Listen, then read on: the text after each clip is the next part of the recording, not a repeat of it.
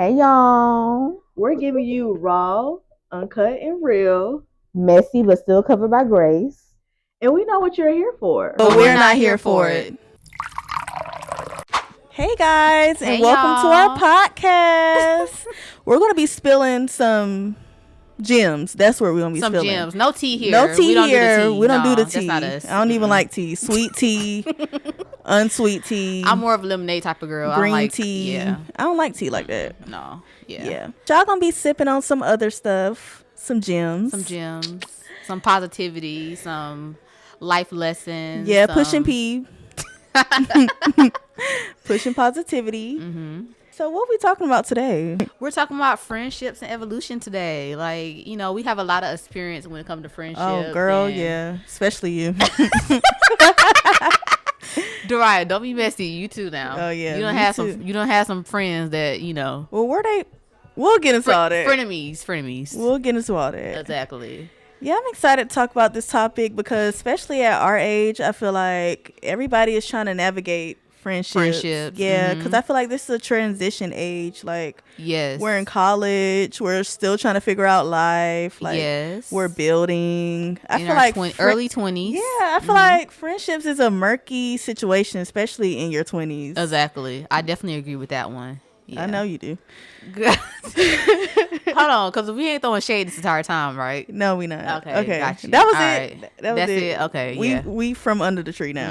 Period. Like in friendships, like you have some friends that you had in like your like high school days, and then like your like early 20 days, but then like later on you start outgrowing them. They're not like who you want around like as you get older and stuff. That's definitely true. You definitely feel like guilt when you outgrow them. I know I do, but yeah. Well, I'm be honest.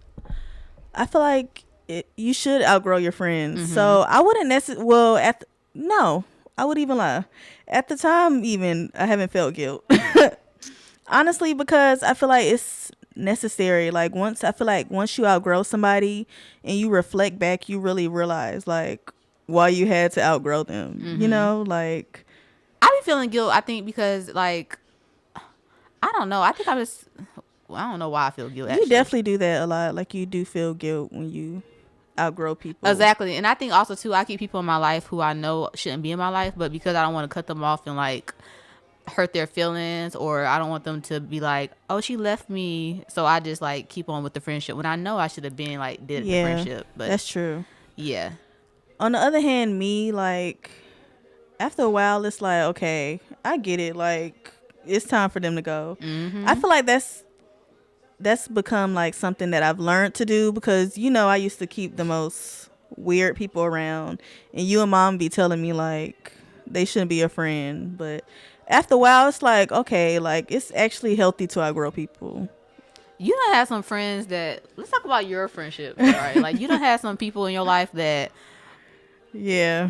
I don't even know what to say. Like seriously, they be weird. They be having weird attachment issues. Like that's so true. I don't know what it is, but I always attract like clingy people, clingy friends. And I'm not even a clingy person myself, so I don't know what that is about. But I don't even want to assume, but I think a lot of times when you like attract like the same people, it's like something that within yourself that you have to work on yourself. Like for example, I attract friends that like have like bad tempers or bad attitudes. That's true. Like, yeah. So I feel like that's still something that I need to work on for me to attract like the healthier crowd of friends. That's true. Like maybe I attract clingy people because I deal with like rejection or like feeling like I need to be a superhero and save people. Yeah, I always attract people with issues. Like I don't know what it is, but all my friends, they don't have some type of issue. And I mean, I'm not saying that I'm perfect, but all my friends, they had some type of serious issue going on. While your friends, they were hotheads. All your friends have been, I feel like, hotheads in a sense. Yeah, but that's something that I struggled with, or so I feel like that's why I attract those people. And yeah, another thing is like the fallouts. I feel like the fallouts hurt more than outgrowing somebody. Like it's natural to outgrow somebody. But let's talk about when you outgrow them in like a shady way. Like the fallout is not like a smooth transition. It's the actual fallout. You go first. You so freaking messy. This is not supposed to be that. Like you is. That girl tossed that mic real fast. Like, girl, what you been shady about now? Maybe this will help somebody.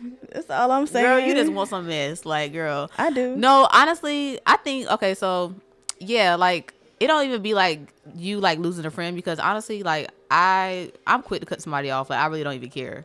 Like, I be feeling bad, but, like, I really am quick to cut somebody off. That is true. But I shouldn't really feel bad. Like, when you outgrow somebody, you shouldn't feel bad that you're growing as a person. That's true. But I think it'd be like the messy fallouts for me. Like, when people get to just acting like y'all fell out because something bigger than what it was. No, we fell out because I thought you were messy.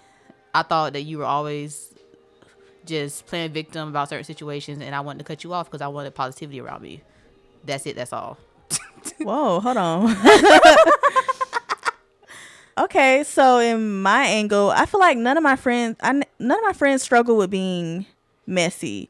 It was just always a situation, and that can get draining, especially when you're always the person. Well, that's something about mess. I mean, mess, like, as far as, like, it's always something going on in your life, and then every time something going on, you gotta tell me your, like, every problem. That like, is true. You that's got a problem too. every single day. Like, yeah, that's seriously. true. Like, yeah. dang, how much problems do you got? That's do you what I'm pray? saying. Do you be praying? Because why you got all these problems? Child, that's what I'm saying. Like, you telling me Monday through Friday, yes, you that's got a problem? draining. I cannot stand that. That's so draining. Yeah. Because even when I have problems in my life, like, that's true. I never try to, like, bring it on my friends. Like, it's me between neither. me and God. Yeah. Like, that's it. Like, I don't know. Maybe that's just how we are. But I feel like, why bring all your problems to your friends? Like, what if your friends having a problem just trauma too? dumping. Like, that's the word, trauma dumping. Yeah. So that was my thing. Like, I feel like I just got naturally drained, because it can get draining when you not only dealing with clingy people, but people that always have a problem. So I feel like the way that most of my friendships fell out, it was just like ghosting. Not saying that that's healthy. You be ghosting people? I do. I ain't gonna lie, I be ghosting too. Yeah. Like, what I do is I'll just, like, get quiet, like, real quiet. Same. And then eventually I'll think they'll catch the hint, but they don't catch the hint. They don't catch the hint. And then it has to be like a fallout. Yes. Yeah, exactly. That's how most of my friendships, I would say, have ended, because it was just like an unhealthy situation. I feel like we both had the agreement that it was becoming an unhealthy friendship, but none of us was just bold enough to address that it was an unhealthy situation.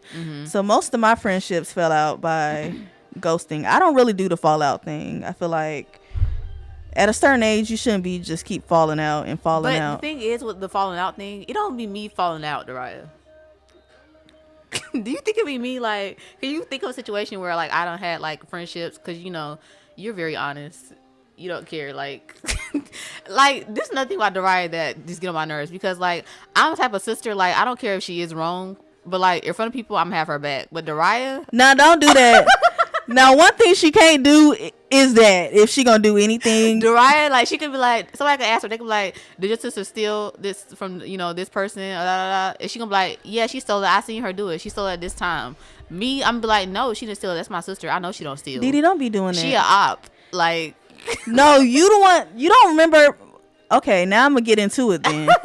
My last friendship, she kind of stirred the pot, I feel like, a little bit on that. Like, you was like, yeah, Dariah was wrong in this sense. Like, I don't be doing that. Like, okay, no, I did that because I was being messy. That's why I did. You could tell your friends that you about to wring their neck, and if they ask me, I'd be like, my sister ain't say that. Like, my sister don't even talk like that. She lying. Anyways, but yeah, can you think of an instance where, like, basically, like, I started, like, the fallout? The fallout, yeah. Like, let me know. Like, hold me accountable. Let me think. Yeah, think real deep. An instance where you start the fallout. Oh, Lord. It was just so many fallouts. Let me think. Honestly, it don't be that you start the fallout. it be your approach to certain situations. Oh, you know what? I could agree to that. It's definitely my approach. It definitely is your approach, because I don't know. I feel like I try to approach like friendships from an empathetic. That's so true. Type of stance. You're good at being empathetic. Yeah. But with you, it's like I don't know if you even know what empathy means. Like, not saying that you cold, but I feel like because you're an older sister too, I'm very blunt. Yeah, that's a natural, that's just a natural stance with you. Like, you're just blunt. And most of your friends, you don't even notice, but most of your friends be sensitive. Yes, that is so true. The way you be approaching situations. And that's why I think most of my fallouts do happen. It's because my approach to things. Yeah. Like, I'm too blunt. Too blunt. Like, I don't want to be your friend because of this, and that. And they be like, well, you know. Oh, now that you said that, it made me think. In college. Yes, in college, you had a friend who was a user. You don't remember? Oh, yeah. You had a friend who was a user. Like, every time y'all would go out, it was her, like... Every time we'll go out, this girl would be... It'll piss me off so bad because we'll go out as a friend group, right? She knows she didn't have any money, but she would come there and then expect us to cover her bill every single time. So, like, my friend group, the people in the friend group were talking about her. So I went to her as a friend. I said, hey, I just want you to know that everybody in the friend group is talking about you, saying that you're broke and you come and never have no money, and, like, they tired of fronting you. Like, I just was open about it. But I guess I should never did that. What you think? Okay, so my opinion on that was messy, because I feel like the way you brought it up was messy. Like, you basically just called the girl broke to her face. Like, the way I would have approached that is, hey girl, like, what's going on? Like, do you need me to... Girl, I didn't call her broke. They were saying she was broke, and I just told them that they were saying that she was broke. Although they were saying that she was broke, the way you approached it was like, everybody talking about that you broke. And basically, you feel the same way. Like, no, I'm not gonna lie. Dariah, bro, she would be a good therapist, because that is the reason I said it. The reason I said it is because I felt that way, and I was like, you know what, they said it too, so let me just, like, you know. But. Yeah, the way you brought it up, it was like, we all think you broke. They just saying it behind your back. Because I hate talking behind somebody's back. Let's be that is upfront. true. Like, let's sit the girl down and just say she broke. Why we gotta say it behind her back? Like, I hate that. Like, no. If you so bold, say it to her face. That is one thing I would say about you. You don't say nothing behind nobody's back. And that's like a pet peeve of yours too. So I would say that. But the way I would approach that is like, hey girl, like, we're concerned. Like, do you need a job? Do you need me to recommend you some jobs? The way I would have approached it. Or like, say, hey girl, let's just sit in for tonight. Let's watch a movie. Like, just stop going out with us because you broke. Let's talk about being self-aware. Like, you know how, like, a lot of people, they always be like, people don't like me because they're jealous of me, or people don't like me because I'm cute and they ugly. They just always think that, you know, people don't like them because of, like, just their outer appearance and not their inner appearance. Let's talk about that. Oh my gosh. I know a few people like that. Like, they think people don't like them because of how they look, or maybe like their like social status and all of that. But what if you're just an unlikable person? Like, what if people don't like you because you got a bad attitude? Like, back then, like, I used to think people didn't like me because, actually no, I've always been self-aware. I knew people didn't like me because I had bad attitude, but I just didn't care. But yeah, I think that's so true. I think also part of that is your upbringing. Like, we never had that type of mom who was like, oh, they just don't like you because they're jealous of you. Like, I feel like she always forced us to take a stance of accountability. Like, exactly, yeah. What did you do wrong in this situation? Or she told me plenty of times, well, Dariah, your attitude is just nasty. Like, I feel like that takes a level of self-awareness and inner reflection. Like, well, I feel like jealousy is a cop-out. Like, because you don't want to do the self-reflection. Like, okay, I went wrong in this situation, or, you know, like, I do talk to people crazy. Exactly. Yeah. What do you think? I think sometimes too that it could be that people just, like, it's easier for people just to pretend rather than just be like just aware of themselves. Like, they're in like their own like kind of reality. And yeah, it's just, I feel like too, it's just, it could be your upbringing too, like growing up and you never was held accountable, or you never was like our mom hold us accountable for everything that we do. maybe not in front of people, but she always hold us accountable. But I think when you're not held accountable, sometimes that it's like easier for you just to be like in your own kind of like headspace and like Yeah, I think that takes a level of humility. And like you really know yourself for real. Like I feel like I've encountered that. Well, I wouldn't say I've encountered some people like that. Not that they thought everyone was jealous of them, but it was always like it's them, not me. It's them, not me. Yeah, like you fall out with every single body. That's like, what you I'm think saying. That it's them and not you. That's like, what I'm girl, saying. Look like, in the mirror, like seriously. Yeah, like you fell out with the janitor at your college. Like it's definitely it gotta be you. Like you telling me like you fell out with the cashier at McDonald's. Like you telling me it's not you? You don't fall out with the mother at the church. Like who fall out with the mothers at the church? Like seriously, like how can you fall out with a mother at the church? That's what I'm saying. Like the mothers just sit over there with their big hats. How you fell out with the mother? Seriously, like people need to learn to be more. But you know what's crazy? You remember I used to be in that mindset. Bro, Dariah used to be just like that. Like, yeah, bro, it always was her. It always was somebody else. Like, how did you grow out of that? Honestly, I don't know who told me to pray this prayer. I think it was mom. Mom told me to pray this prayer. She was like, ask God to show you yourself. And I remember he showed me myself, and it was just the ugliest thing. Like ever since God showed you yourself, Dariah, you've been like the perfect angel. I swear, I feel like that scared me. Like literally, it scared me so bad because I just for a long time it was everybody. Like I fell out with people at the family dinner because Dee did this, or I fell out with mom because mom did this, or it was just I was even falling out with my little brothers, and at the time they was what 6, 7.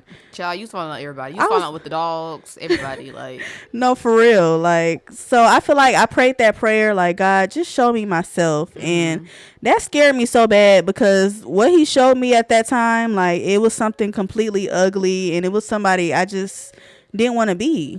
And I feel like even now that's still like something that I want to say fighting against. That's something that I'm constantly competing with every day. Like I don't want to be that person, so I won't do certain habits that will bring me back to that place of being that person, especially in friendships. Like that's one thing I learned too. You know me, like I'm quick to cut a person off now. Like I feel like if they're reminding me of a place that I no longer want to be, baby, you gotta go. I'm sorry. Yeah, that's how I am now too. Like at first, like I was like just like I think sometimes too, like you were saying, like you have this kind of like savior mentality. Like you feel like some you people can't save everybody. can change. Like once you're friends with them, like you could just add like kind of positivity to their life. Girl, but no, you can't save anybody. Like if you're not healed already, then don't try to be my friend. Yeah, that's just that already. Because I feel like we're too old to be blaming everything on trauma. Like it's therapists out here, it's prayer, it's church. Like you blame everything on trauma. Like why can't like you just get past that? Heal, like, and not to be insensitive, but it's just like